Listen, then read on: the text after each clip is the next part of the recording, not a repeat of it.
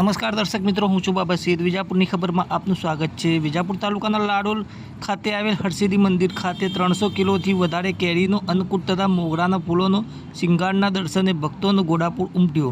સમાચાર વિગતવાર જાણીએ તો ઉત્તર ગુજરાતના વિજાપુર તાલુકાના સુપ્રસિદ્ધ યાત્રાધામ લાડોલ હરસિદ્ધ માતાજીના મંદિરે વૈશાખ પૂનમના દિવસે 300 કિલોથી પણ વધારે કેસર કેરીનો મનોરથ કરવામાં આવ્યો હતો.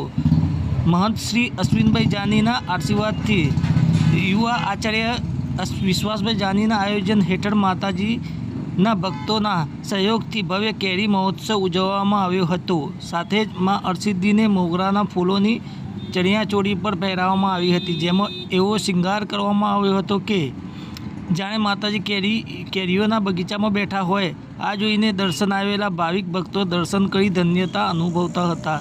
સાથે જ હજારો ભક્તોની હાજરીમાં માતાજીની 51 દીવાની મહાઆરતી કરવામાં આવી હતી.